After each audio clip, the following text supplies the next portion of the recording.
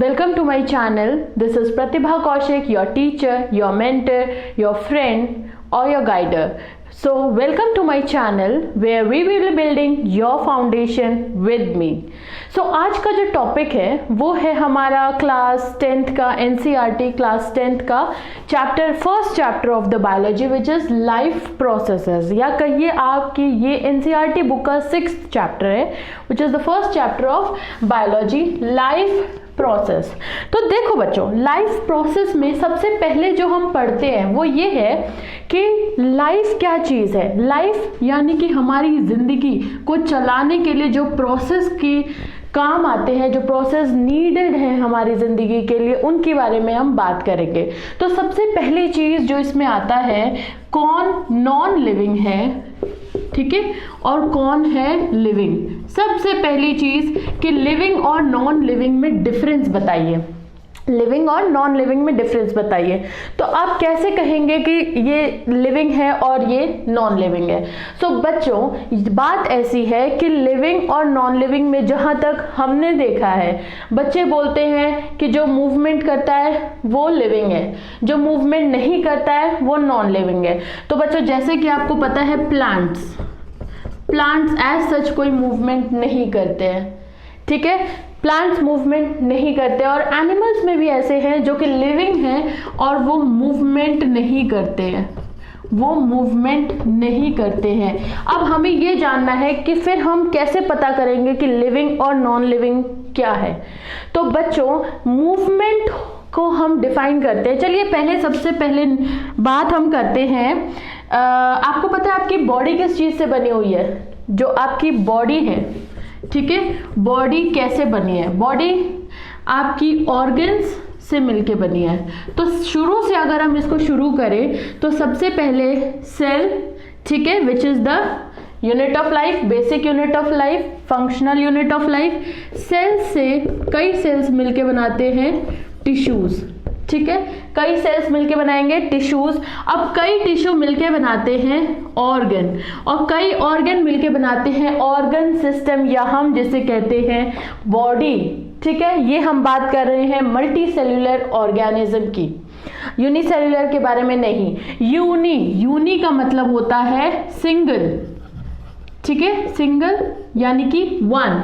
Multi का मतलब होता है मैनी, यानी कि जिसके पास बहुत सारे सेल्स हो। जिसके पास बहुत सारे सेल्स होंगे वही टिश्यूज बनाएंगे, वही टिश्यूज मिलके फिर ऑर्गन बनाएंगे और वो बनेंगे बॉडी या फिर ऑर्गन सिस्टम, ठीक है।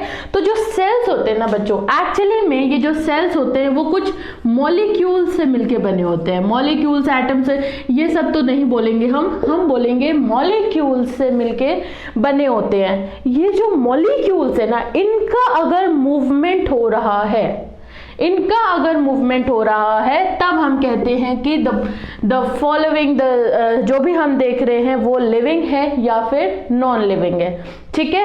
क्योंकि जो भी आपके नॉन लिविंग थिंग्स है, टेबल है, चेयर है, डोर है, ये सब नॉन लिविंग है क्योंकि इनके जो मॉलिक्यूल्स हैं इनमें मूवमेंट नहीं होता है। और हम यानी कि लिविंग बीइंग्स में क्या होता है, मूवमेंट होता है। किसमें? मॉलिक्यूल्स में मूवमेंट होता है। तो ये तो थी बेसिक बात कि लिविंग और नॉन लिविंग को हम कैसे पहचानेंगे, ठीक है। जब तक आप लिविंग और नॉन लिविंग के बारे में पता नहीं चलेगा तब तक हम कैसे पता चलेगा। तो हम जो भी लिविंग है उसके बारे में हम बात करेंगे कि उसकी लाइफ कैसे चल रही है, उसकी लाइफ में क्या क्या चीजें जरूरी है, ठीक है। तो अगर हम लिविंग बीइंग्स के बाद, अच्छा, अब मैंने आपको बोला था कि लिविंग बीइंग्स में प्लांट्स और एनिमल्स आते हैं। तो प्लांट्स का तो मूवमेंट आपको नहीं दिखता है, ठीक है। आपका जो कंसेप्ट था कि जो भी लिविंग चीजें हैं वो मूवमेंट करती हैं, वो विजिबल मूवमेंट करती है, जो हमारी नेकेड आइज से हमें दिखता है वो विजिबल मूवमेंट करती हैं। जबकि एनिमल्स की अगर बात करें, एनिमल्स में बहुत सारे एनिमल्स ऐसे हैं जो कि विजिबल मूवमेंट नहीं करते हैं, ठीक है। इसका मतलब क्या है कि वो जब हाइबरनेशन पे जाते हैं, या फिर मैं सिंपल वर्ड बोलूं अगर आपके लिए, विंटर स्लीप में अगर वो जाते हैं, विंटर स्लीप, या कुछ जाते हैं समर स्लीप में, ठीक है, ये आगे आप पढ़ेंगे विंटर स्लीप और समर स्लीप क्या है। मतलब कुछ एनिमल्स हैं जो कि अपनी बॉडी को अडेप्ट नहीं कर पाते उसके एनवायरमेंट के अकॉर्डिंग, तो वो क्या करते हैं, वो कुछ ना कुछ ऐसा कर लेते हैं, वो पूरी गर्मी या पूरी ठंडी जो है वो एक स्लीप में चले जाते हैं। तो विंटर स्लीप को मैंने जो अभी पहले लिखा था टर्म, उसको बोलते हैं हाइबरनेशन। तो विंटर स्लीप में जाता है आपका पोलर बेयर। पोलर बेयर जो है आपका ये विंटर स्लीप में जाता है, ठीक है। ये पोलर बेयर और समर स्लीप में जैसे ये आपके फ्रॉग हो गया, ये सब टर्टल, वो फ्रॉग है, ये जो है ये समर स्लीप में जाते हैं, ठीक है। तो ये एनिमल्स जब विंटर या समर स्लीप में जाते हैं तो ये सो रहे होते हैं, इनकी बॉडी में एज सच कोई मूवमेंट नहीं होता है। इसीलिए मैंने आपको बोला कि यहाँ पे हम कैसे देखेंगे, मॉलिक्यूल्स के थ्रू देखेंगे कि कहाँ किस में मॉलिक्यूल्स का मूवमेंट हो रहा है और किस में मॉलिक्यूल्स का मूवमेंट नहीं हो रहा है, ठीक है। जिसमें मोर मॉलिक्यूल्स है, जिसमें ज्यादा मॉलिक्यूल्स हैं, वो क्या है, वो कॉम्प्लेक्स है, ठीक है। सिंपल वो है, सिंपल ऑर्गेनिज्म वो है जिसमें कम मॉलिक्यूल्स हैं, और कॉम्प्लेक्स मॉलिक्यूल्स वो हैं जिनमें कि ज्यादा मॉलिक्यूल्स अवेलेबल हैं। तो लाइफ प्रोसेस क्या चीज है, लाइफ प्रोसेस वो मेंटेनेंस है, जो इस लाइफ को मेंटेनेंस है लाइफ के लिए, ठीक है। वो प्रोसेसेस के बारे में बात हो रही है जो हमारी लाइफ को मेंटेन करने के लिए यूज होते हैं, ठीक है। तो अगर हम लाइफ प्रोसेस के बारे में बात करें तो आज हम पढ़ने वाले हैं, आपके लाइफ प्रोसेस में पढ़ने वाले हैं कुछ चीजें, जैसे कि अबाउट द न्यूट्रिशन, ओके। हम पढ़ेंगे आज न्यूट्रिशन के बारे में, हम पढ़ेंगे इसी न्यूट्रिशन में कैसे हम प्लांट्स और एनिमल्स का न्यूट्रिशन होता है। तो इसके कुछ प्रोसेस हैं आपके लेवल का, डाइजेस्टिव सिस्टम, ठीक है। देन हम पढ़ेंगे रेस्पिरेटरी सिस्टम, या फिर डाइजेशन और रेस्पिरेशन भी आप इसको बोल सकते हैं, रेस्पिरेशन। हाँ, अब इसमें और भी प्रोसेस हैं, वो है आपका ट्रांसपोर्टेशन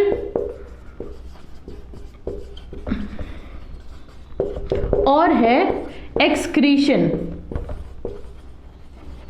एक्सक्रीशन, ये दो टॉपिक्स जो है हम पार्ट 2 में कवर करेंगे और ये टॉपिक्स हम पार्ट 1 में कवर करेंगे, ठीक है। यानी कि आज हम ये 3 टॉपिक्स कवर करेंगे। तो सबसे पहले अगर मैं आपको कहूं कि न्यूट्रिशन क्या चीज है, देखिए बच्चों, न्यूट्रिशन किस लिए चाहिए हमें, इन प्रोसेसेस के लिए हमें चाहिए एनर्जी। क्या चाहिए हमें, एनर्जी, ठीक है। ये एनर्जी चाहिए, इस एनर्जी के लिए हमें चाहिए फूड, और फूड से जो भी चीज हम लेते हैं, जो भी हमारे काम की चीज हम लेते हैं, उसको हम बोलते हैं न्यूट्रिशन, ठीक है। तो ये न्यूट्रिशन किस लिए जरूरी है, ताकि ये प्रोसेसेस को जो एनर्जी है वो इजीली अवेलेबल हो सके, ठीक है।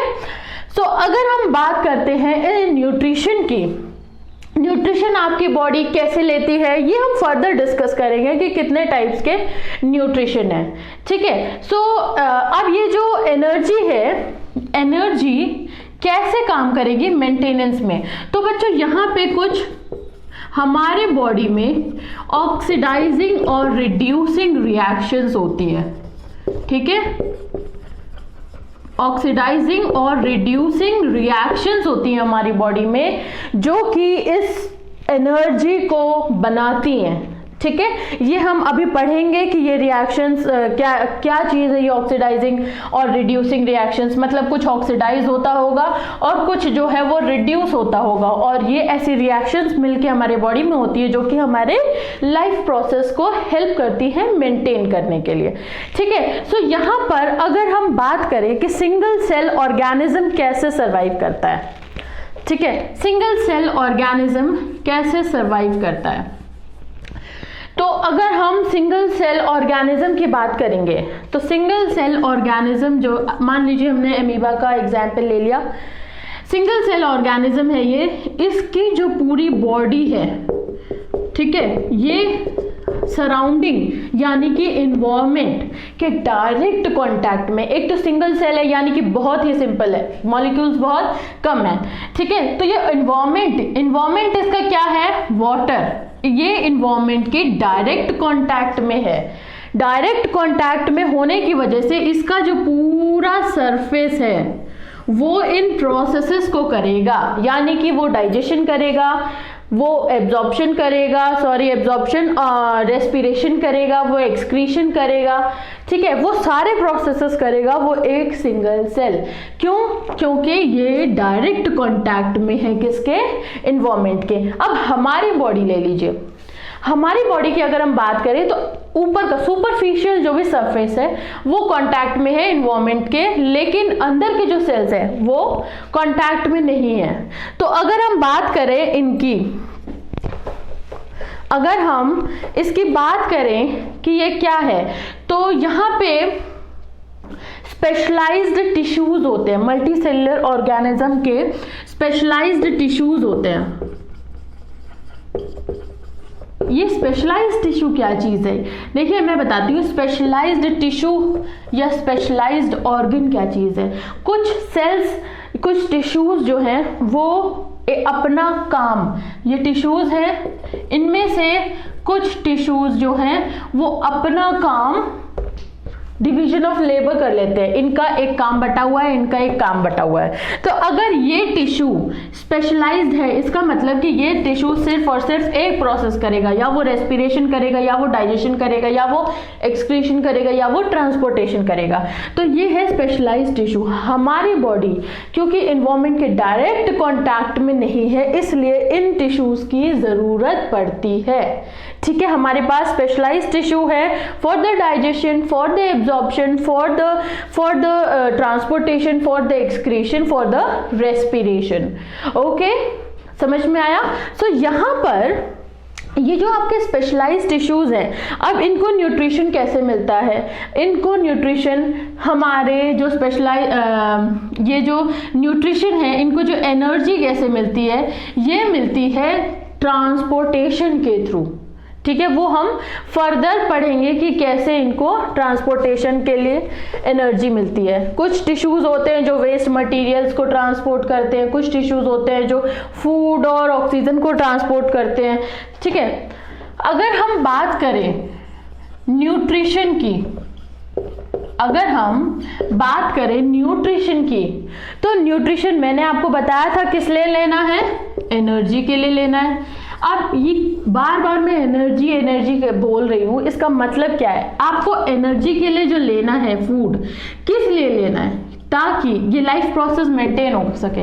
ये क्या चीज़ है, मतलब कि आपके जो सेल्स हैं, जो सेल्स इन प्रोसेस को कर रहे हैं, इन सेल्स का काम हो, इनकी ग्रोथ हो, न्यूट्रिशन इसीलिए चाहिए, इनका क्या हो, रिपेयर हो, इनकी ग्रोथ हो और इनका रिपेयर हो, इनका हम अगर सिंपल लैंग्वेज में कहें तो इनका मेंटेनेंस हो, ठीक है। इनका क्या हो, इनका मेंटेनेंस हो। तो बच्चों ये जो न्यूट्रिशन है ये किस फॉर्म में होता है, ये हमें दो फॉर्म में मिलता है, कार्बन के फॉर्म में और ऑक्सीजन के फॉर्म में। अब मैं आपको बताऊंगी कि कैसे ये मिलता है। सबसे पहले हम बात कर लेते हैं कि जो न्यूट्रिशन है ये कितने टाइप्स का है, ठीक है। कार्बन और देखो न्यूट्रिशन दो तरीके से हमें मिलता है, एक होता है कार्बन डाइऑक्साइड के फॉर्म में और एक होता है वाटर के फॉर्म में। यानी हम कहना चाहते हैं कि कार्बन डाइऑक्साइड कैसे हमें न्यूट्रिशन प्रोवाइड करेगा, क्योंकि जो भी हम खाते हैं हमें चाहिए कार्बन हमारी बॉडी को चाहिए, क्योंकि इसी कार्बन से क्या बनेगा, हमारा कार्बोहाइड्रेट बनेगा, जो कि न्यूट्रिशन प्रोवाइड करता है, जो कि एनर्जी प्रोवाइड करता है, जो कि एक तरीके का फूड है। तो हमें कार्बन के फॉर्म में न्यूट्रिशन चाहिए और ऑक्सीजन के फॉर्म में चाहिए, ठीक है। अब अगर हम ऑक्सीजन के फॉर्म में लेंगे और वाटर के फॉर्म में लेंगे तो कैसे लेंगे, और ये कार्बन के फॉर्म में कैसे लेंगे। तो बच्चों डायरेक्टली हम, यानी कि मल्टी सेल्यूलर ऑर्गेनिज्म डायरेक्टली ये नहीं काम करेंगे, या मैं कहूँ मल्टी सेल्यूलर ऑर्गेनिज्म में, और स्पेसिफिकली अगर मैं बात करूँ तो ह्यूमंस या फिर एनिमल्स ऐसा काम नहीं करेंगे। वो काम करेगा कौन? वो काम करेंगे प्लांट्स। ठीक है, तो ये जो हम न्यूट्रिशन की बात कर रहे हैं, ये न्यूट्रिशन भी दो तरीके का है आपका। पहला है ऑटोट्रॉफिक न्यूट्रिशन, ऑटोट्रॉफिक न्यूट्रिशन, और दूसरा है हेटेरोट्रॉफिक न्यूट्रिशन। दूसरा क्या है? Heterotrophic nutrition. ऑटोट्रॉफिक न्यूट्रिशन क्या है? ऑटो का मतलब होता है खुद से, यानी कि ओन या सेल्फ। हम अगर न्यूट्रिशन, ट्रॉफ का मतलब है न्यूट्रिशन। अगर हम अपना खाना खुद बना रहे हैं, खुद अपना न्यूट्रिशन बना रहे हैं, ले रहे हैं, तो उसको हम बोलते हैं ऑटोट्रॉफिक न्यूट्रिशन। ठीक है। हेटेरोट्रॉफिक, हेटेरो का मतलब होता है कि अलग से, दूसरे तरीके जो हैं। वैसे तो हेटेरो का मतलब होता है बहुत सारे, लेकिन यहां पर इसका मतलब है कि अलग, हम खुद से नहीं बना रहे, हम किसी और से ये खाना, हम न्यूट्रिशन जो है वो ले रहे हैं, तो इसको बोलते हैं हम हेटेरोट्रॉफिक न्यूट्रिशन।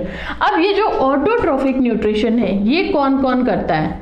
ये करते हैं कुछ प्लांट्स, ऑलमोस्ट सारे प्लांट्स। मैं ये कहूंगी कि कुछ प्लांट्स नहीं करते हैं।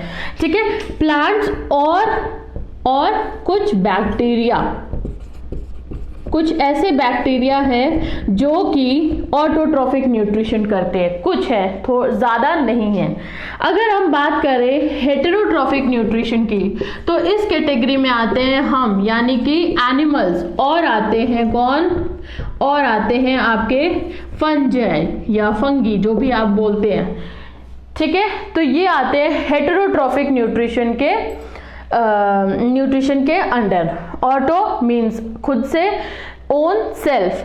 ठीक है, अब ये कौन बनाता है? प्लांट्स या फिर कुछ बैक्टीरिया। हेटेरोट्रॉफिक कौन बनाएगा? कौन लेता है हेटेरोट्रॉफिक न्यूट्रिशन? वो है एनिमल्स और फंगाई। ठीक है, तो ये हो गया आपका और न्यूट्रिशन के टाइप्स। अब ये जो ऑटोट्रॉफिक न्यूट्रिशन है, ये न्यूट्रिशन कैसे प्लांट्स की बॉडी में जाता है, या कैसे हम ये लेते हैं, तो अब हम इसके बारे में बात कर रहे हैं। देखिए, मैंने आपको बोला था कि न्यूट्रिशन में हमें कार्बन चाहिए, वाटर चाहिए। ठीक है, अब ये कैसे चाहिए? एक प्रोसेस होता है फोटोसिंथेसिस। सिंथेसिस का मतलब होता है बनाना, कुछ भी बनाना, टू मेक। फोटो का मतलब होता है लाइट। ठीक है, लाइट के प्रेजेंस में जब हम फूड को बनाते हैं या प्लांट्स फूड को बनाते हैं, उस प्रोसेस को बोलते हैं फोटोसिंथेसिस। ठीक है, bio is all about words. अगर एक बार आपको वर्ड्स का मतलब पता चल गया तो बायो बहुत इजी है बच्चों आप लोग के लिए। आपको बिल्कुल भी कहीं भी डाउट नहीं होगा कि कैसे ये करना है, कैसे नहीं।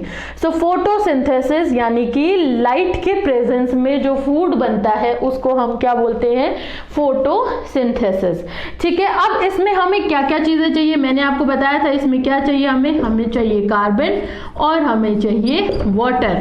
कार्बन चाहिए और वाटर चाहिए, और इससे हमारा क्या बनता है? इससे हमारा बनता है कार्बोहाइड्रेट। ठीक है, इससे हमारा क्या बनता है? कार्बोहाइड्रेट।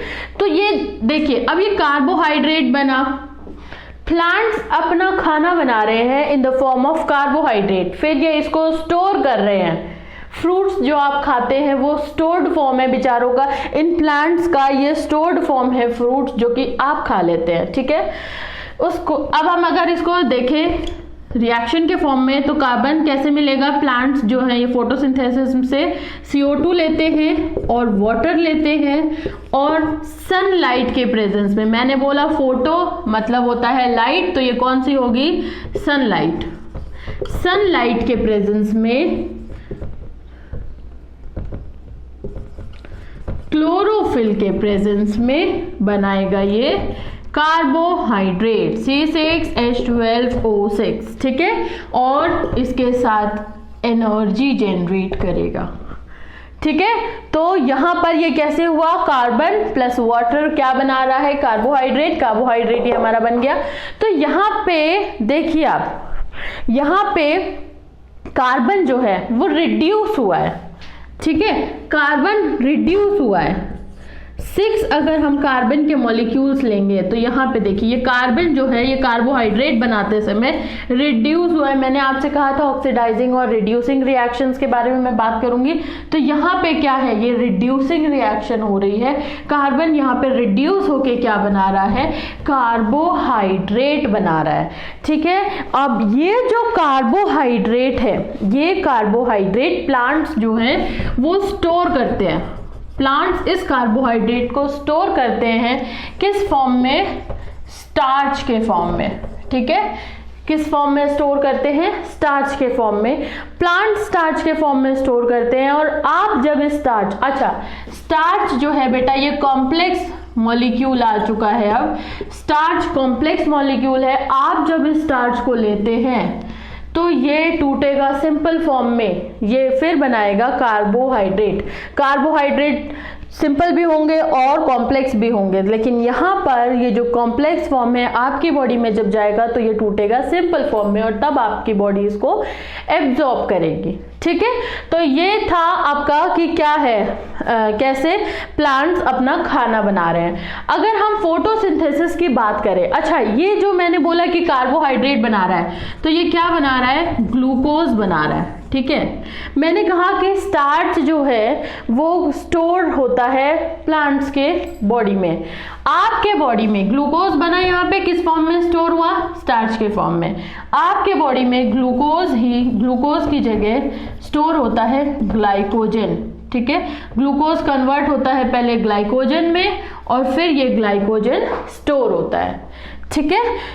तो यहां तक था आपका बात की कैसे ये कार्बन और ऑक्सीजन को ले रहा है, कैसे रिड्यूस कर रहा है। अगर हम बात करें फोटोसिंथेसिस की, अगर हम बात करते हैं फोटोसिंथेसिस की, तो कैसे ये पूरा प्रोसेस होगा ये मैं आपको बताती हूँ। मैंने अभी क्लोरोफिल की बात की थी, वो भी मैं आपको बताऊंगी कि क्लोरोफिल की बात जो मैंने की थी। अब यहाँ पे मैंने कहा था कि फोटोसिंथेसिस जब होती है तो उसमें कुछ प्रोसेस होते हैं। पहला है absorption of light, absorption of light. अब ये एब्जॉर्प्शन ऑफ लाइट का मतलब है लाइट को एब्जॉर्ब करना। लाइट को एब्जॉर्ब कौन करेगा, वो करेगा आपका क्लोरोफिल।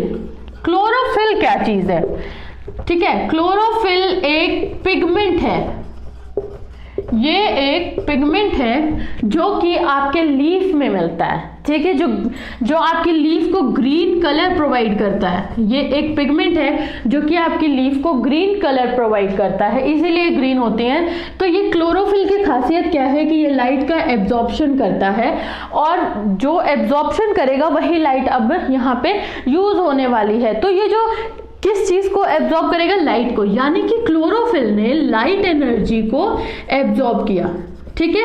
अब फोटोसिंथेसिस में लाइट एनर्जी जो है वो कन्वर्ट होती है केमिकल एनर्जी में, ठीक है।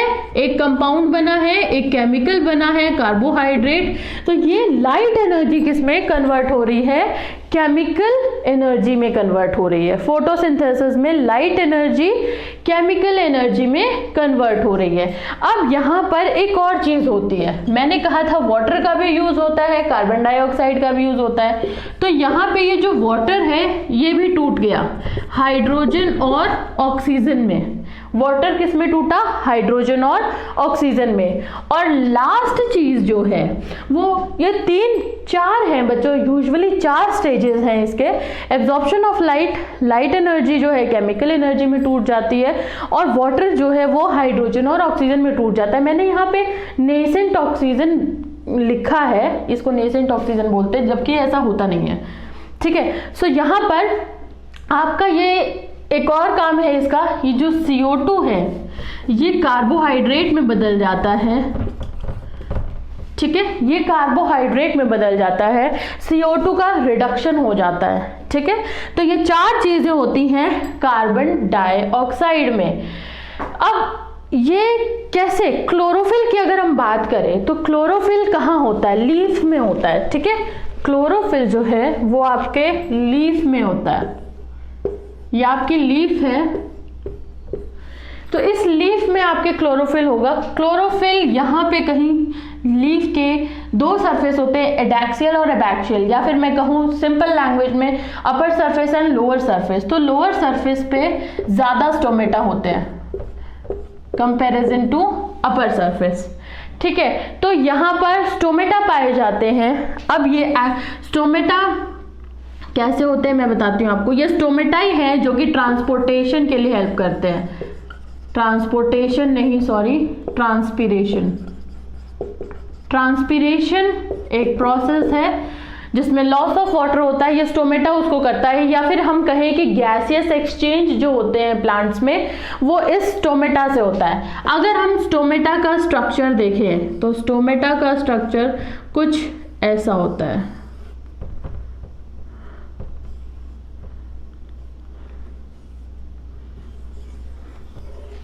कुछ ऐसा होता है। यहां पर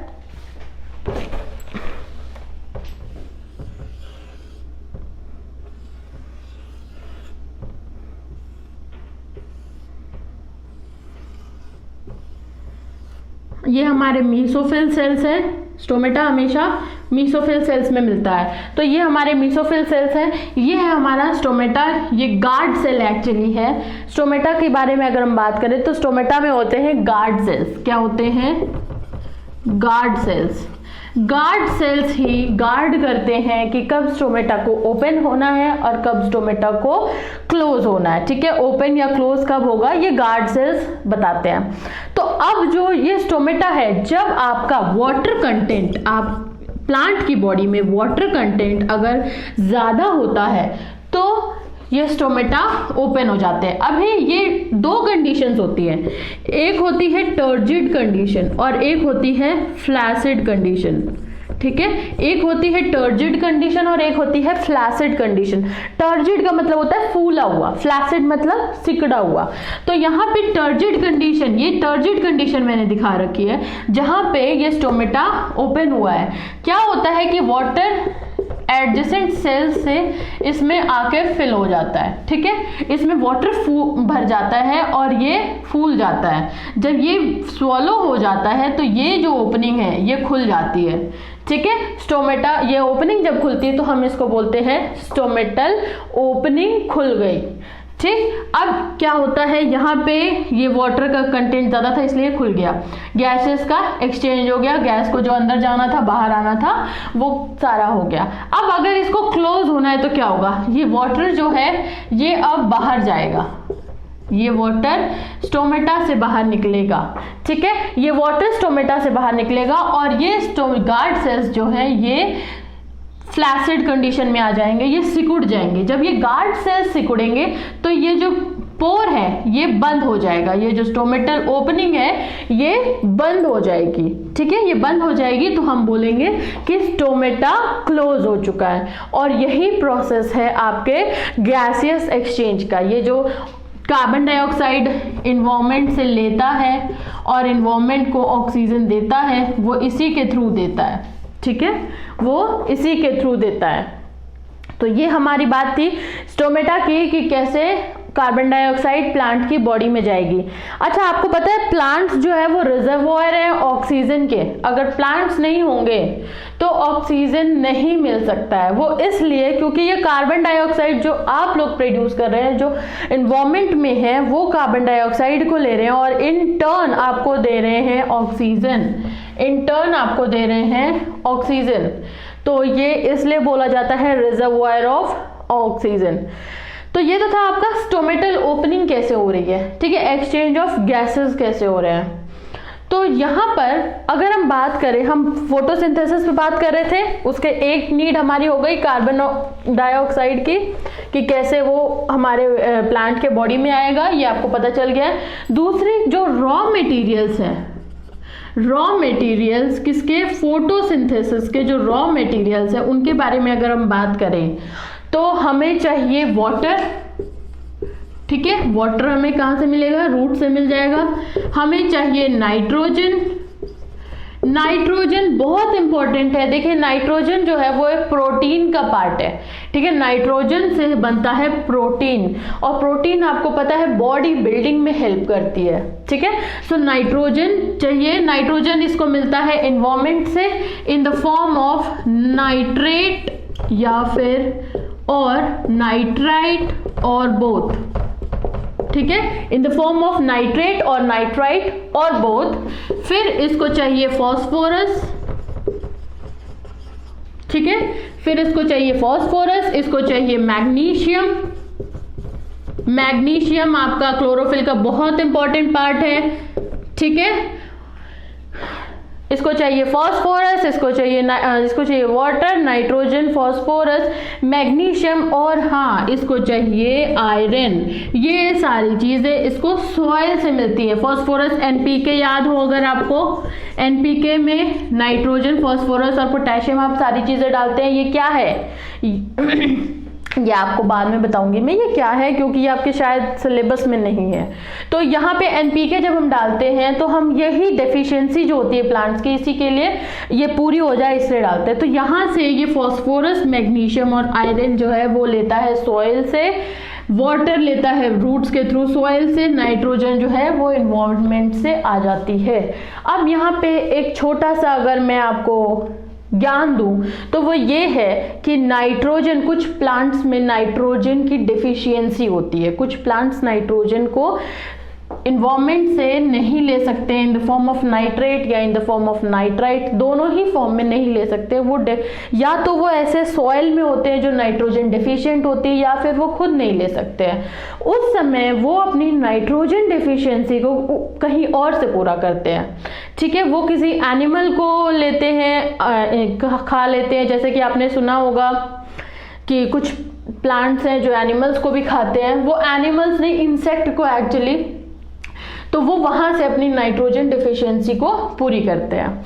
तो यहाँ पे था कि फोटोसिंथेसिस का रॉ मटेरियल क्या क्या है, वाटर, नाइट्रोजन, फॉस्फोरस, मैग्नीशियम और आयरन, ठीक है। तो ये तो था हमारा raw material for the photosynthesis.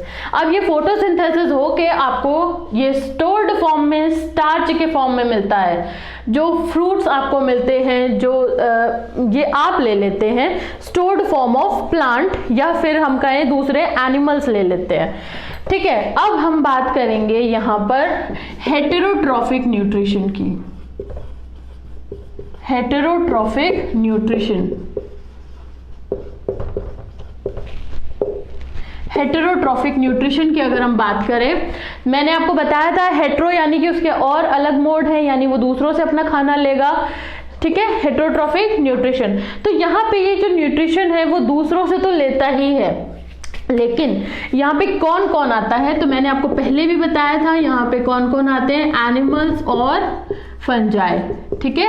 Animals और फंजाई आते हैं। फंजाई में क्या क्या चीजें हैं, देखिए फंजाई में क्या क्या है। आपने कभी सुना होगा ब्रेड मोल्ड्स के बारे में, ब्रेड मोल्ड्स, या फिर आपने सुना होगा ईस्ट के बारे में, ठीक है।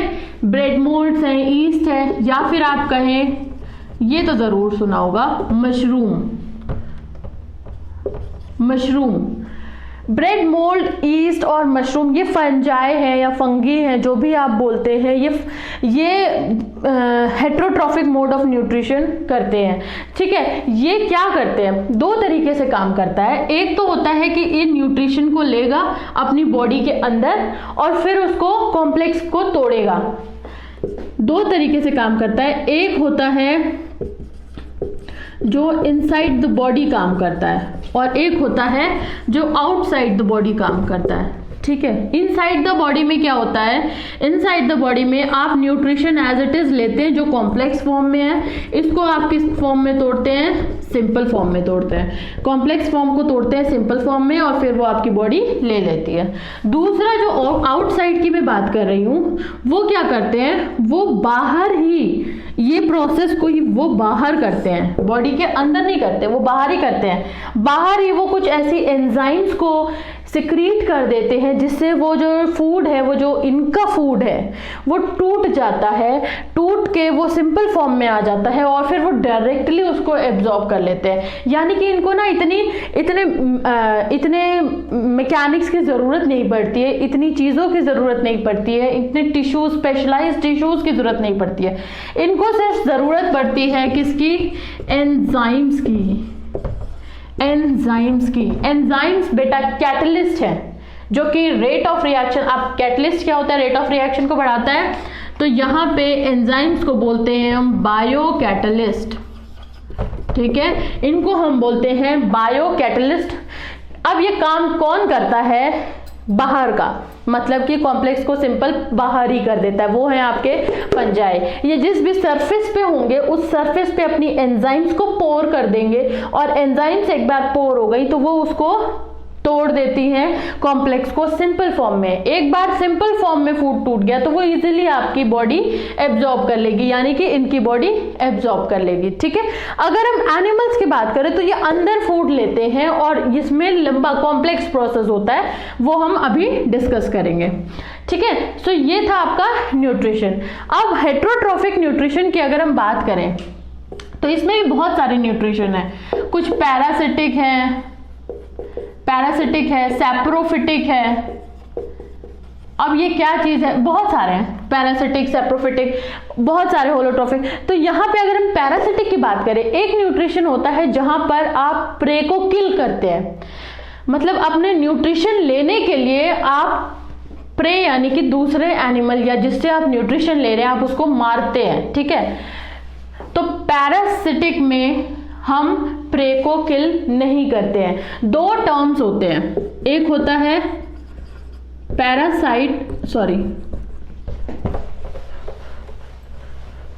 दो टर्म्स होते हैं, एक होता है प्रे और एक होता है होस्ट। ठीक है। प्रे यानी कि शिकार और होस्ट यानी कि शिकारी। तो पैरासिटिक में क्या होता है? हम प्रे को किल नहीं करते हैं, हम यानी कि एनिमल्स जो हैं वो प्रे को किल नहीं करते हैं, ठीक है। ये ऐसा मोड ऑफ न्यूट्रिशन है जहां पे उसको किल नहीं करते, उसके बॉडी से न्यूट्रिशंस को एब्जॉर्ब करते हैं। एग्जाम्पल अगर हम ले तो लीच, जोग जिसको बोलते हैं, टिक्स, लाइस आपके बालों में हो जाता है जो, ठीक है। या फिर हम प्लांट्स में ले तो कसकटा जिसको आप बोलते हैं हिंदी में अमरबेल। तो ये सारे क्या है? Parasitic mode of nutrition show करते हैं, जिसमें प्रे को ये किल नहीं करते हैं लेकिन उससे न्यूट्रिशंस को एब्जॉर्ब कर लेते हैं। नेक्स्ट आता है सैप्रोफिटिक, ये एडिशनल है। सैप्रोफिटिक वो होते हैं जो कि डेड और डिकेइंग पे डिपेंड होते हैं। डेड और डिकेइंग जो एनिमल्स की डेथ हो जाती है उनको जो खाते हैं, ठीक है, वो होते हैं आपके सैप्रोफिटिक। तो ये आपका हो गया यहाँ पर न्यूट्रिशन, हेट्रोट्रॉफिक न्यूट्रिशन के बारे में। अब अगर हम बात करें, अच्छा एक मैं आपको बताती हूँ कि यूनिसेल्युलर ऑर्गेनिज्म में न्यूट्रिशन कैसे होता है। अगर हम यूनिसेल्युलर ऑर्गेनिज्म के बारे में बात करें तो मोस्टली दिमाग में आता है अमीबा एंड पैरामीशियम। अमीबा की अगर हम बात करें तो ये कैसे भी शेप का आप बना दीजिए, ये अमीबा है, ठीक है। मैंने आपको बताया था कि अमीबा का लाइफ का जो भी प्रोसेस है मेंटेनेंस के लिए वो डायरेक्ट बॉडी से होता है, क्योंकि ये इन्वायरमेंट के डायरेक्ट कांटेक्ट में होता है। तो अमीबा सबसे पहले क्या करता है? अमीबा सबसे पहले फूड को देखकर अपने फिंगर लाइक प्रोजेक्शंस, बॉडी से फिंगर लाइक प्रोजेक्शंस को बाहर निकालता है। ये जो फिंगर लाइक प्रोजेक्शंस हैं, ये मैंने थोड़ा मोटा बना दिया, ये जो फिंगर लाइक प्रोजेक्शंस हैं इनको हम बोलते हैं स्यूडोपोडिया। इसको हम बोलते हैं स्यूडोपोडिया। पहले ये नॉर्मल बॉडी है, प्रे को देखकर ये फिंगर लाइक प्रोजेक्शंस में अपने बॉडी को बना लेती है। अब ये जो स्यूडोपोडिया है ये यहाँ से आपका इसके तरफ आया, इसने कैप्चर कर लिया और अब ये आगे आके इसको ऐसे बंद करके पकड़ लेगा। तो ये आपका हो गया कुछ इस तरीके से ये फूड अंदर आ गया। अब ये जो फूड अंदर आ जाता है ना, ये ऐसे ही नहीं अंदर आ जाएगा, ये एक वैक्यूल बना लेता है। ठीक है, ये एक वैक्यूल बना लेता है, इस वैक्यूल में फूड होता है और अब इसको हम बोलते हैं फूड वैक्यूल। इसको हम बोलते हैं फूड वैक्यूल। ठीक है, ये बीच में आपका है न्यूक्लियस, ये सिंगल सेल्ड है, तो ये आपका है न्यूक्लियस। तो ये इसने क्या किया, इसने अपने फिंगर लाइक प्रोजेक्शन से इसने स्यूडोपोडिया को इसने बढ़ा के फूड को एंगल्फ कर लिया। ठीक है, अपने अंदर ले लिया, एंगल्फ कर लिया और एक वैक्यूल का फॉर्मेशन हो गया जिसको हम बोलते हैं फूड वैक्यूल। अब ये फूड इसी वैक्यूल में डाइजेस्ट होगा और इस पूरे सेल को ये फूड का जो भी न्यूट्रिशन है वो मिल जाएगा। अब अगर इसको ये फूड का जो भी न्यूट्रिशन ले लिया इसने, लेकिन कुछ पार्ट होगा जो इसको नहीं चाहिए होगा, वो क्या करेगा, एक और वैक्यूल बनेगी और ये वैक्यूल जो है पहले कहीं और बनेगी, फिर ये वैक्यूल सरफेस पे जाके ये फ्यूज हो जाएगी और जो एक्सक्रीटरी पार्ट है, जो भी एक्सक्रीट करना है, वो आपका बॉडी सरफेस से एक्सक्रीट हो जाएगा। ठीक है, यहां पर जो भी काम होता है वो सिंपल डिफ्यूजन से होता है। किससे होता है? सिंपल डिफ्यूजन से सारा काम होता है। ठीक है, अगर हम पैरामीशियम की बात करें तो पैरामीशियम को हम बोलते हैं स्लिपर एनिमेक्यूल। स्लिपर एनिमेक्यूल का मतलब है स्लिपर जैसी आकार होता है इसका। ठीक है, इसका स्लिपर जैसा आकार होता है, तो इसका ये जो पार्ट है इसको हम बोलते हैं गलेट या फिर ओरल पार्ट। ये यहाँ पे इसका जो पूरा बॉडी सरफेस, ये कहीं से भी कहीं अगर यहाँ फूड दिख गया तो यहाँ का स्यूडोपोडिया बढ़ा देगा, यहाँ फूड दिख गया तो यहाँ का स्यूडोपोडिया बढ़ा देगा, लेकिन इसमें सिर्फ एक ही जगह से फूड की एंट्री होती है, वो ये पार्ट है। ठीक है, ये यहाँ से गलेट से ही फूड की एंट्री होगी और इसके बॉडी पे बहुत छोटे छोटे हेयर लाइक स्ट्रक्चर्स होते हैं, बहुत सारे होते हैं, जिसको हम बोलते हैं सीलिया। ठीक है, तो इसकी बॉडी पे छोटे छोटे जो स्ट्रक्चर्स है जिनको हम बोलते हैं सीलिया। अगर फूड कहीं और है तो ये सीलिया जो है ये मूवमेंट करते हैं, उस डायरेक्शन में मूवमेंट करते हैं कि फूड जो है वो इसके माउथ तक आ जाए। ठीक है, वो फूड यहाँ तक आ जाए और जैसे ही यहाँ पे फूड आता है ये एंगल्फ कर लेता है और अंदर एक वैक्यूल के फॉर्म में, फूड वैक्यूल के फॉर्म में फूड अंदर इसके बॉडी के अंदर आ जाता है। ठीक है, तो ये बात थी आपके यूनिसेल्युलर ऑर्गेनिज्म के बारे में, या फिर कह लीजिए वन यूनिसेल्युलर ऑर्गेनिज्म्स के कैसे न्यूट्रिशन होता है उसके बारे में था। हमने पढ़ा सीलिया के बारे में, हमने पढ़ा क्या बोलते हैं अमीबा के बारे में। अब हम न्यूट्रिशन पढ़ेंगे ह्यूमंस के। न्यूट्रिशन किसमें? ह्यूमंस में।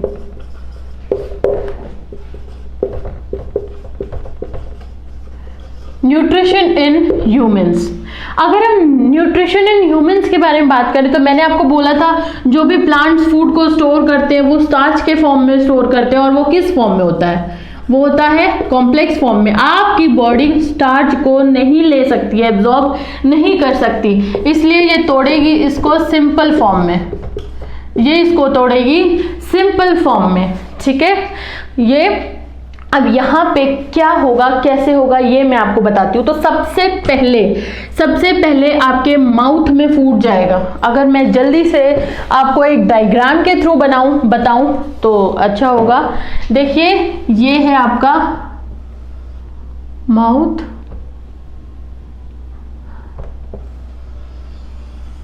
ये है आपका माउथ, यहां पे ये फूड आया। ठीक है,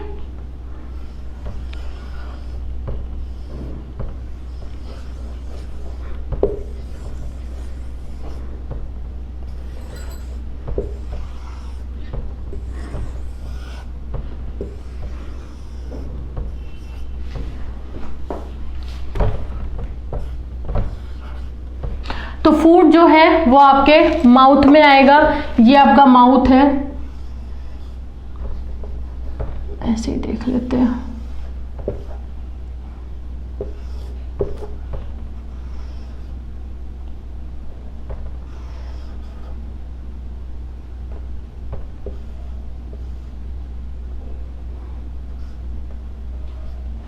तो फूड सबसे पहले कहाँ आएगा, माउथ में आएगा। ठीक है, इसको हम बोलते हैं आपका माउथ।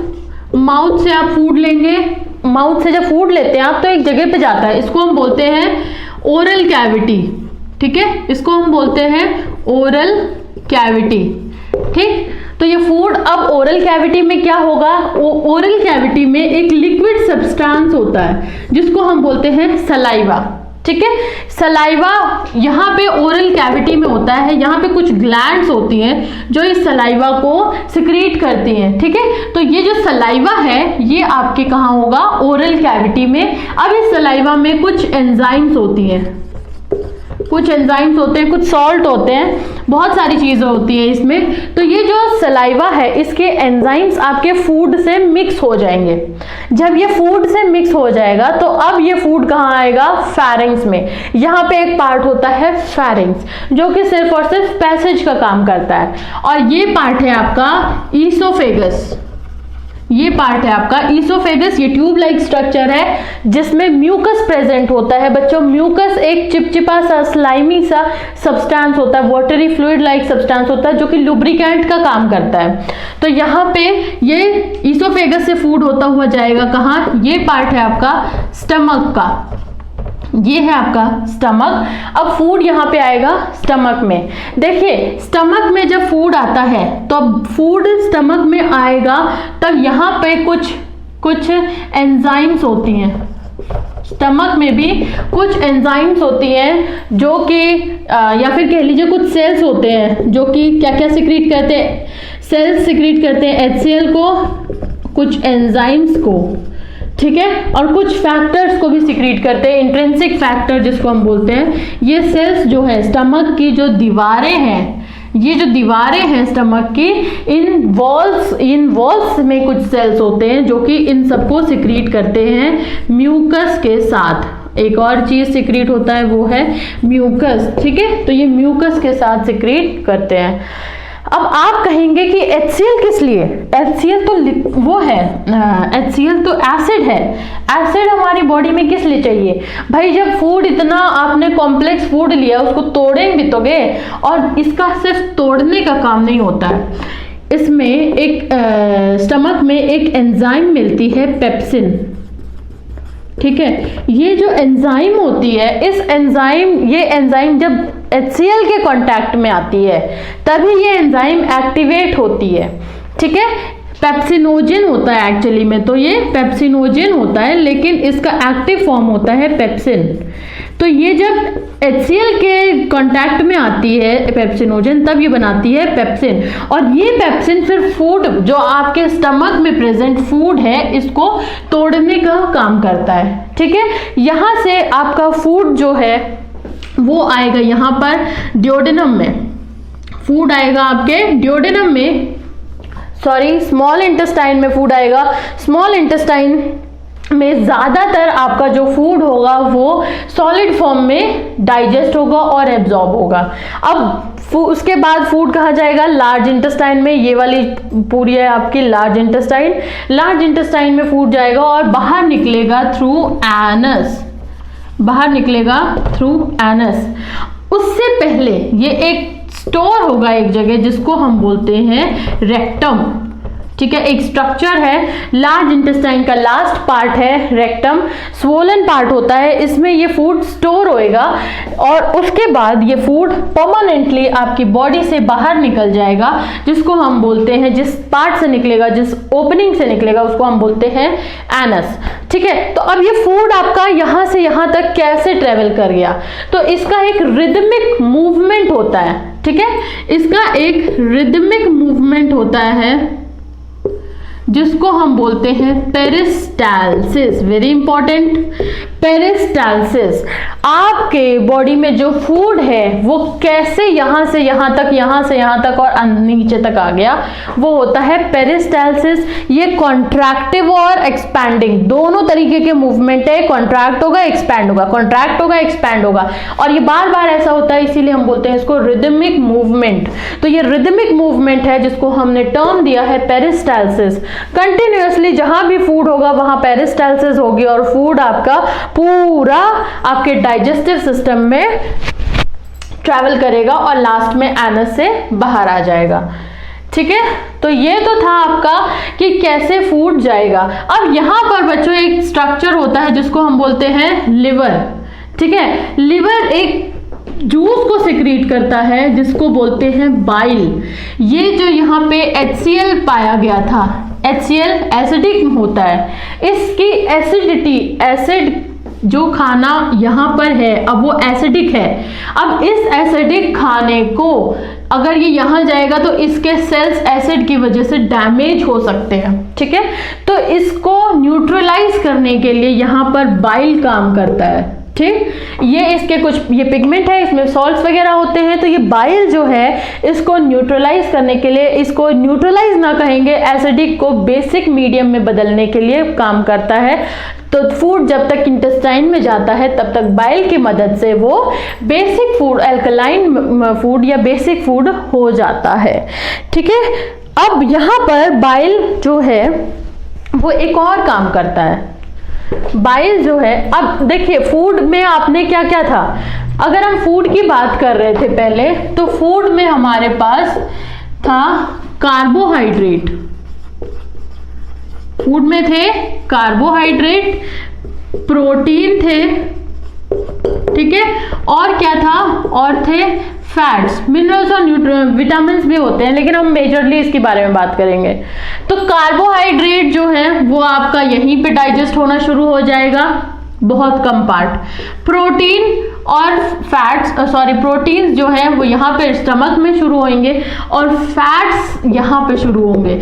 जब बाइल फूड से कांटेक्ट में आएगा तब फैट्स डाइजेस्ट होंगे। एक्चुअली में जो फैट्स होते हैं वो आपकी बॉडी में कुछ ग्लोब्यूल के फॉर्म में होते हैं, जिसको हम बोलते हैं फैट ग्लोब्यूल। ठीक है, फैट्स जो है वो आपकी बॉडी में कुछ ग्लोब्यूल के फॉर्म में होते हैं जिनको हम बोलते हैं फैट ग्लोब्यूल। ये ग्लोब्यूल जो होते हैं इनको डाइजेस्ट करना बहुत ही मुश्किल है, तो इसलिए एक एंजाइम है लाइपेज एंजाइम। ठीक है, ये एंजाइम फैट्स को तोड़ती है और छोटे ग्लोब्यूल्स में बदल देती है, छोटे ग्लोब्यूल्स बनाती है, स्मॉल ग्लोब्यूल्स बनाती है। ठीक है, और इस प्रोसेस को बोलते हैं हम इमल्सिफिकेशन, जिसमें ये छोटे छोटे ग्लोब्यूल्स बनाती है, इसको हम बोलते हैं इमल्सिफिकेशन, इमल्सिफाई कर दिया उसने। ठीक है, तो यहाँ पर लाइपेज क्या करती है, फैट्स को तोड़ती है स्मॉल गॉबलेट्स में या ग्लोब्यूल्स में, और इस प्रोसेस को हम बोलते हैं इमल्सिफिकेशन। अब ये जो ग्लोब्यूल्स हैं ये फिर से इसी एंजाइम के कांटेक्ट में आएंगे, लाइपेज एंजाइम के ही कांटेक्ट में आते हैं और ये टूटते हैं फैटी एसिड में, फैटी एसिड और ग्लिसरॉल में। अब ये जो फैटी एसिड और ग्लिसरॉल बन गया है, अब आपकी बॉडी इसको ले सकती है, अब आपकी बॉडी इसको एब्जॉर्ब कर सकती है। ठीक है, तो यहां पर हमने फैट्स का डाइजेशन पढ़ा। कार्बोहाइड्रेट्स के डाइजेशन में अगर हम बात करें तो कार्बोहाइड्रेट्स का जो डाइजेशन है वो आपके यहाँ माउथ से ही शुरू हो जाता है। मैंने अभी आपको सलाइवा के बारे में बताया था, तो ये जो सलाइवा है इसमें एक एंजाइम प्रेजेंट होती है। ठीक है, सलाइवा में एक एंजाइम प्रेजेंट होती है जिसको हम बोलते हैं सलाइवरी एमाइलेज। ठीक है, ये इंपॉर्टेंट एंजाइम है जिसका एक और नाम है टायलिन, तो ये जो सलाइवरी एमाइलेज एंजाइम है ये क्या करती है, ये फैट्स के डाइजेशन में हेल्प करती है, जो कि स्टार्च को बदल देती है सिंपल कार्बोहाइड्रेट में।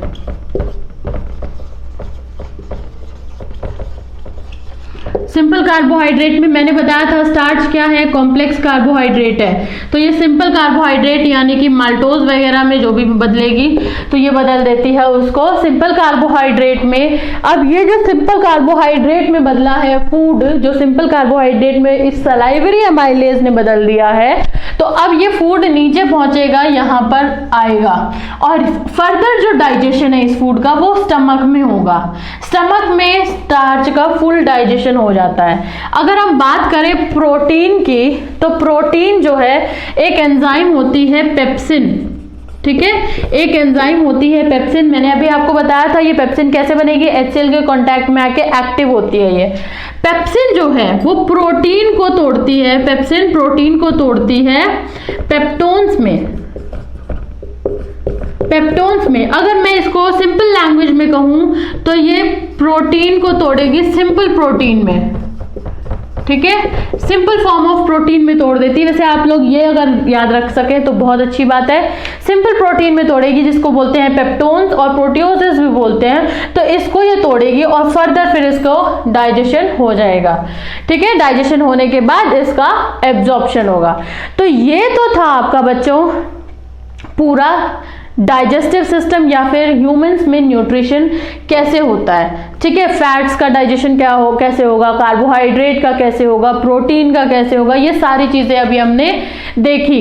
लेकिन यहाँ पर हम अब एक बार रिवाइज कर लें अगर, तो माउथ से हम खाना लेंगे, खाना जाएगा आपके बकल कैविटी, ओरल कैविटी में, जहाँ पे सलाइवा होगी। सलाइवा यानी कि इसको हम कॉमन लैंग्वेज में जो बोलते हैं थूक, आपके सलाइवा से फूड मिक्स होगा, फिर नीचे आएगा और ईसोफेगस से होता हुआ ये आएगा स्टमक में। स्टमक में HCl एंजाइम्स वगैरह से ये मिलेगा और फिर फूड पहुंचेगा स्मॉल इंटेस्टाइन में। स्मॉल इंटेस्टाइन में मैंने बताया था solid form of the food is absorbed and digested. उसके बाद ये फूड पहुंचेगा लार्ज इंटेस्टाइन में। लार्ज इंटेस्टाइन से जो भी एक्सक्रीट करना है, जो भी वेस्ट मटेरियल है, वो आपका बाहर निकलेगा थ्रू एनस, ठीक है। ये एनस के थ्रू बाहर निकल जाएगा।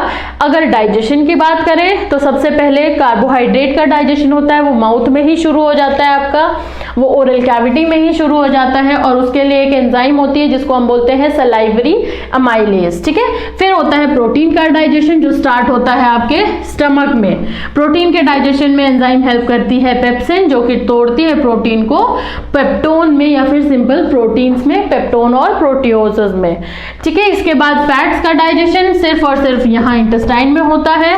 फैट्स के डाइजेशन के लिए जो एंजाइम रिस्पॉन्सिबल है उसको हम बोलते हैं लाइपेज एंजाइम, ठीक है। तो ये लाइपेज एंजाइम फैट्स का डाइजेशन करती है, जो कि फैट्स को तोड़ती है फैटी एसिड और ग्लिसराइड में। अब आपकी बॉडी इसको एब्जॉर्ब कर लेगी।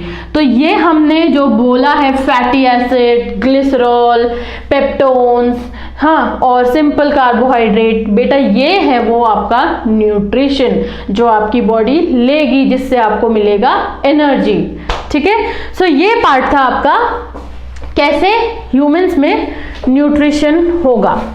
अब अगर हम बात करें रेस्पिरेशन की, तो फिर से ऑक्सीडाइजिंग रिड्यूसिंग रिएक्शन से एक बार फिर दिमाग में लाइए। और अब हम बात करेंगे कैसे दूसरा पार्ट है हमारा रेस्पिरेशन, ठीक है। दूसरा प्रोसेस है हमारा रेस्पिरेशन। तो कैसे ये रेस्पिरेशन होता है ये अब हम देखेंगे। तो बच्चा रेस्पिरेशन क्या होता है, जो भी फूड आपने लिया है, जो भी फूड लिया है, ऑक्सीजन इसको ऑक्सीडाइज कर देता है। इसको क्या करता है, ऑक्सीडाइज कर देता है, जिसकी वजह से ये एनर्जी प्रोड्यूस करता है, ठीक है। अभी तक आपने फूड को अंदर लिया था बॉडी के, अब फूड ऑक्सीजन लेता, ऑक्सीजन जो है वो फूड को क्या करता है, ऑक्सीडाइज कर देता है। और ऑक्सीडाइज होने के बाद फूड क्या प्रोड्यूस करता है, एनर्जी। तो यहां से आपकी आती है एनर्जी, जो कि और फंक्शंस में और प्रोसेस में आपको हेल्प करती है, ठीक है। और यहाँ पर जो भी आपने फूड लिया है, अगर मैं बोलूं फूड लिया है, तो आपको मैंने बताया था CO2 और वाटर यानी कार्बन डाइऑक्साइड और वाटर मिलके क्या बना रहे थे, C6H12O6, यानी कि क्या बना रहे थे, ये कार्बोहाइड्रेट बना रहे थे, ठीक है। कार्बोहाइड्रेट बना रहे थे। इस कार्बोहाइड्रेट का नाम है, इसको हम बोलते हैं ग्लूकोज, ठीक है। इसको हम बोलते हैं ग्लूकोज। ये जो ग्लूकोज है ना, ये ग्लूकोज ही टूटेगा ऑक्सीजन के प्रेजेंस में। क्या होगा, ये ग्लूकोज 6 कार्बन कंपाउंड है, ये ग्लूकोज 6 कार्बन का कंपाउंड है। ये बदलेगा पाइरूवेट में, ये किस में बदलेगा? पाइरुवेट में। पाइरुवेट जो है बच्चों वो 3 कार्बन का कंपाउंड है। पाइरुवेट 3 कार्बन कंपाउंड है, ग्लूकोज 6 कार्बन कंपाउंड है। तो यहाँ पर ग्लूकोज बदल रहा है किसमें? पाइरुवेट में। और ये काम हो रहा है आपके साइटोप्लाज्म में। कहाँ हो रहा है? साइटोप्लाज्म में। अच्छा, कुछ भी चीज होगी, मैंने आपको बोला था कि ऑक्सीजन जो है वो किसको एनर्जी एमिट करेगा, तो जब ये पाइरुवेट बनाएगा ना तब भी यहाँ पे क्या होगा? एनर्जी ही निकलेगी। कुछ भी कभी भी ये टूटेगा ऑक्सीजन के साथ तो ये एनर्जी को रिलीज करेगा। ठीक है, अब फर्दर अगर हम बात करें,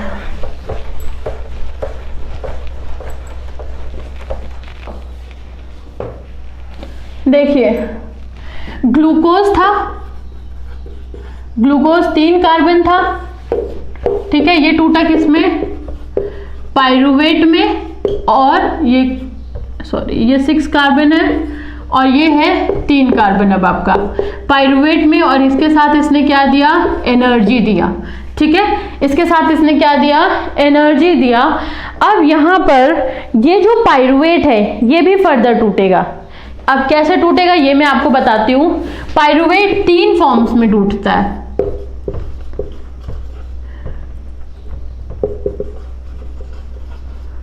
एक होता है इथेनॉल, इथेनॉल यानी कि अल्कोहल। एक होता है इथेनॉल, कार्बन डाइऑक्साइड और एनर्जी। क्या है ये? इथेनॉल, कार्बन डाइऑक्साइड और एनर्जी। एनर्जी तो बेटा सब में आएगी, ठीक है, एनर्जी। इथेनॉल और कार्बन डाइऑक्साइड यहाँ पे देखिए, ये अगर पाइरुवेट ऑक्सीजन के एब्सेंस में, in absence of oxygen, pyruvate टूटेगा किसमें? Ethanol and carbon dioxide. तो हम इसको बोलते हैं फर्मेंटेशन। क्या बोलते हैं इस प्रोसेस को? फर्मेंटेशन। ये 2 कार्बन कंपाउंड है, ठीक है। अब ये एक और चीज में टूटेगा, वो है आपका, देखिए इथेनॉल और कार्बन डाइऑक्साइड में जब ये टूटा है तब भी इसने एनर्जी दी है, लेकिन क्योंकि ऑक्सीजन के एब्सेंस में है ना तो ये एनर्जी बहुत ही कम है। ठीक है, अब ये टूटेगा लैक्टिक। दूसरी बात में ये पाइरुवेट एक और तरीके से टूटता है, लैक्टिक एसिड, और फिर एक और चीज एनर्जी एमिट करेगा। ये क्या चीज है? ये भी 3 कार्बन कंपाउंड है। लैक्टिक एसिड क्यों? बेटा जब आपकी बॉडी को एनर्जी चाहिए और ऑक्सीजन नहीं है, ऑक्सीजन की डेफिशिएंसी है, ठीक है, उस समय आपको ऑक्सीजन नहीं मिल रहा है, तो वहां पे ये पाइरुवेट क्या करता है? ये टूटता है, ये बदलता है लैक्टिक एसिड में, ताकि एनर्जी को जनरेट कर सके। और ये होता है कहाँ पे? मसल्स में। देखा होगा आपने, मसल्स में आपको क्रैम्प्स आते हैं, या फिर आप एक्सरसाइज कर ले तो आपके बॉडी में पेन होने लगता है जो 2-3 दिन कंटिन्यूअस होता है। वो इसीलिए होता है क्योंकि यहाँ पर ये लैक्टिक एसिड का एक्यूमुलेशन होने लगता है। आपकी बॉडी को चाहिए एनर्जी जो कि आपको नहीं मिल पा रही है क्योंकि ऑक्सीजन की डिफिशियंसी है, तो वहां पे ये आपकी बॉडी लैक्टिक एसिड बना देती है जो कि स्टोर हो जाता है। और जब ये लैक्टिक एसिड स्टोर होता है तो आपको पेन फील होता है। तो ये कहाँ पे होता है? ये होता है आपके मसल्स में। अब आपका जो लास्ट पार्ट है वो है पाइरुवेट को। अब ये और किस में तोड़ता है? तो ये तोड़ता है कार्बन डाइऑक्साइड, वाटर और एनर्जी में। ठीक है, कार्बन डाइऑक्साइड, वाटर और एनर्जी में। ये दोनों ऑक्सीजन के एब्सेंस में था और ये ऑक्सीजन के प्रेजेंस में काम होता है। ठीक है, ये ऑक्सीजन के प्रेजेंस में होता है जिसमें ये ग्लूकोज फिर से तोड़ देती है कार्बन डाइऑक्साइड, वाटर और एनर्जी में। अब आपकी बॉडी में ग्लूकोज से क्या बना? Carbon dioxide. हमारी बॉडी को कार्बन डाइऑक्साइड नहीं चाहिए, ठीक है, कार्बन डाइऑक्साइड हमारी बॉडी को नहीं चाहिए। ये हमारी बॉडी से के बाहर निकलेगी आउटसाइड। ठीक है, हमारी बॉडी इसको बाहर निकाल देगी। इसी कार्बन डाइऑक्साइड को फर्दर फिर प्लांट्स यूज करते हैं। ठीक है, तो ये तो था कि कैसे आपको एनर्जी मिलती है, रेस्पिरेशन का क्या असल में काम होता है। देखिए हर जगह देखिए यहाँ पे एनर्जी रिलीज हो रही है। ठीक है, अब ये हर प्रोसेस में जो एनर्जी रिलीज होगी तो ये एनर्जी काम क्या करेगी? ये एनर्जी एक मॉलिक्यूल बनाती है जिसको हम बोलते हैं ATP, एडेनोसिन ट्राइफॉस्फेट। ठीक है, एडेनोसिन ट्राइफॉस्फेट ये एक मॉलिक्यूल बनाती है ATP के, जिसका 30.5 अप्रोक्स 30.5 इसमें एनर्जी होती है। 30.5 किलो जूल्स एनर्जी जो है रिलीज होती है।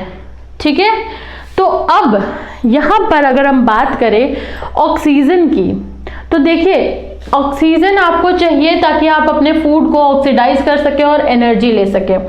हम टेरेस्ट्रियल ऑर्गेनिजम्स हैं। टेरेस्ट्रियल का मतलब जो कि लैंड पे रहते हैं, जो लैंड पे रहते हैं उनको हम बोलते हैं टेरेस्ट्रियल ऑर्गेनिज्म। हम हैं टेरेस्ट्रियल ऑर्गेनिज्म। तो टेरेस्ट्रियल ऑर्गेनिजम्स में क्या होता है, क्योंकि हम लैंड पे हैं तो हम इन्वायरमेंट के बहुत क्लोज हैं जहाँ पे ऑक्सीजन है। कुछ होते हैं एक्वेटिक ऑर्गेनिजम्स, यहाँ पर एक्वेटिक ऑर्गेनिजम्स में आपके फिश वगैरह आते हैं। तो एक्वेटिक ऑर्गेनिजम्स का जो ब्रीथिंग रेट होता है ना बच्चा, वो फास्टर होता है।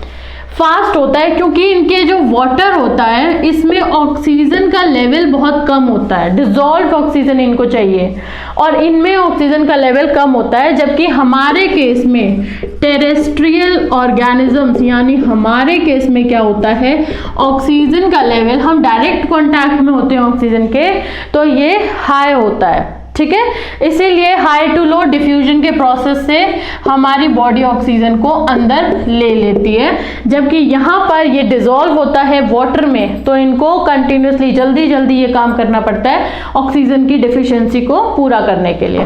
ठीक है, तो ये तो था कि आपके क्या ब्रीथिंग रेट है, किसका ज़्यादा है किसका कम है। तो अब हम रेस्पिरेशन, अगर हम अच्छा चलिए एक्वेटिक एनिमल्स में अगर हम फिश की बात करते हैं, तो आपको पता है फिश का कुछ ऐसा स्ट्रक्चर होता है, यहाँ पे इसके होते हैं गिल्स।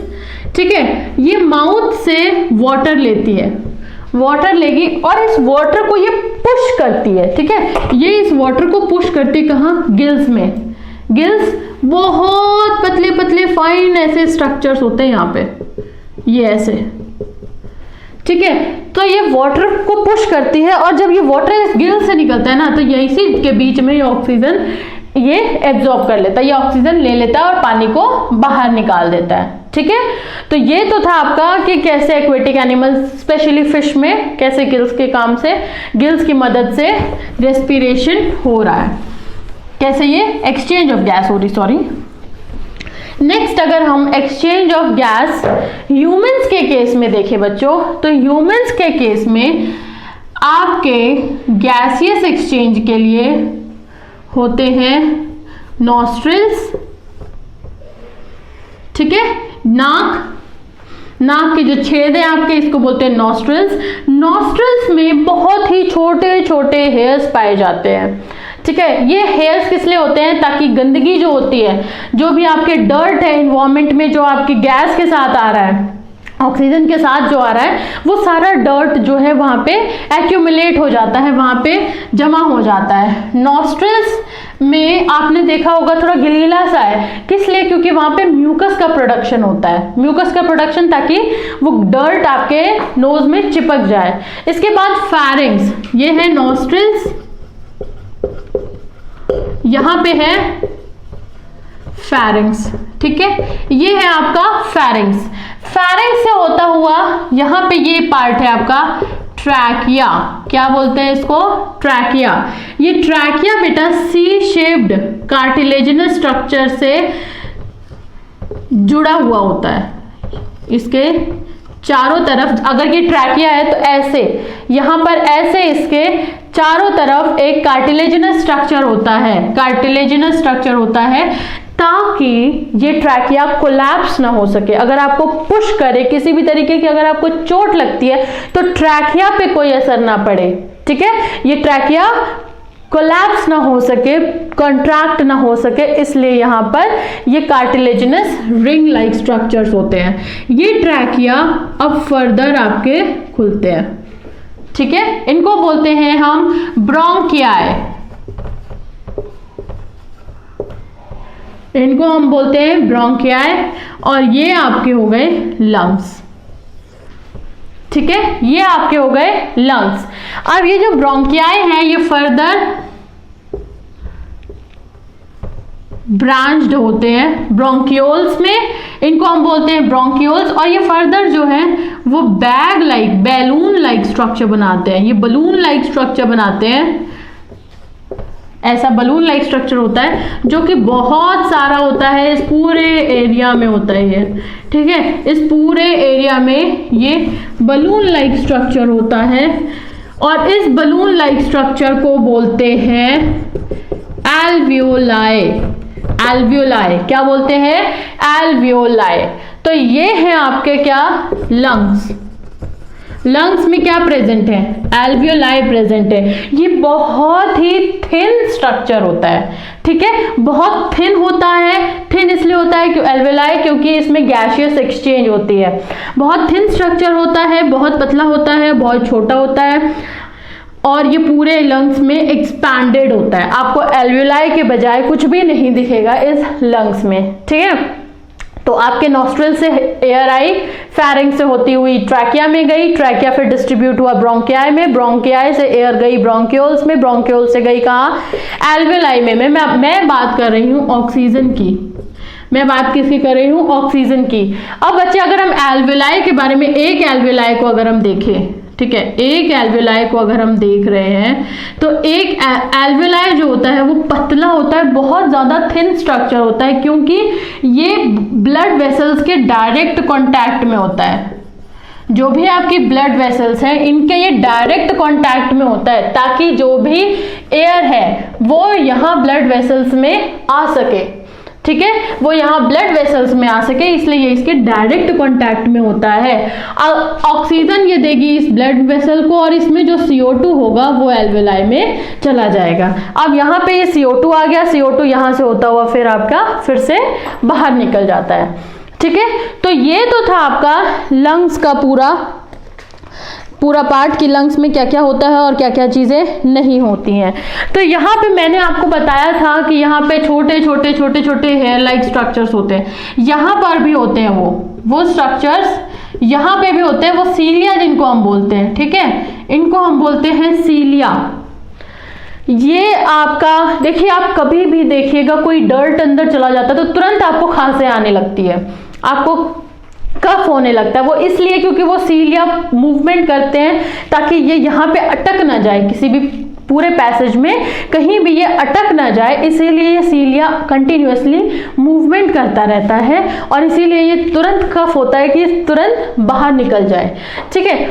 अब जो स्मोकिंग करते हैं ना, जो लोग स्मोकिंग करते हैं, किसी भी तरीके का स्मोक करते हैं, उनके केस में क्या होता है? देखो बच्चों, हम गर्म खाना खाते हैं, हम गर्म हवा नहीं लेते हैं। अगर इन्वायरमेंट में कहीं गर्मी है ना, तो वो वैसी गर्मी है जो हमारी बॉडी उसको अडेप्ट कर सकती है, ठीक है। लेकिन जो स्मोक करते हैं वो गरम गरम हवा अंदर लेते हैं, तो इस पैसेज पे जब अंदर गरम हवा आती है तो ये पैसेज के सारे सीलिया जो है वो डैमेज हो जाते हैं, ठीक है, डैमेज हो जाते हैं, जिसकी वजह से जो सिगरेट्स या फिर जो भी सिगार जो भी चीजें यूज करते हैं स्मोक के लिए, उन सब का जो डर्ट है वो यहाँ पर एक्यूमुलेट होने लगता है। ये सारा डर्ट एक्यूमुलेट होने लगता है, और वो कॉज किसको करता है? कैंसर को। वो कॉज करता है कैंसर को। कैंसर खतरनाक बीमारी है, कैंसर बहुत डेंजरस डिजीज है। एक्चुअली में कैंसर क्या है? जो सेल होता है ना बच्चे, सेल डिवाइड होता है। एक सेल किस में डिवाइड होगा? 2 में, ठीक है, 2 डिवाइड होंगे 4 में। कैंसर कुछ नहीं है, सेल को 2 बनाने हैं या 4 बनाना है ये पता होता है कि एक सेल को 4 बनाना है या 2 बनाना है। कैंसर अगर हो जाता है तो उसमें ये नहीं पता चलता कि एक सेल को 2 बनना है कि 4 बनना है, वो कंटिन्यूअस डिवीजन करता रहता है। इसी कंडीशन को हम बोलते हैं कैंसर। और आपकी बॉडी में इतना जगह नहीं होता है कि वो कंटिन्यूअस डिवीजन करे, डिवीजन कर करके पूरा स्पेस भर लेगा, जिसकी वजह से ये फूल जाएगा, इसके पास और स्पेस नहीं होगा, इसको पेन होगा, इसमें म्यूकस भर जाएगा, पस वगैरह पड़ जाएगी, और आपको आपकी जो डिजीज है वो और ज्यादा खराब हो जाएगी। तो ये है आपका कैंसर, ठीक है। तो आज हमने देखा कि आज हमने देखा आपका रेस्पिरेशन, डाइजेशन, न्यूट्रिशन के बारे में देखा। होप आपको वीडियो अच्छी लगी होगी। अगली वीडियो में हम पढ़ेंगे about the transportation and about the excretion, कैसे ये लाइफ प्रोसेस के मेंटेनेंस में ट्रांसपोर्टेशन और एक्सक्रीशन कैसे होते हैं और इनका रोल्स क्या है। होप आपको वीडियो अच्छी लगी होगी। So please like, share and subscribe. Thank you.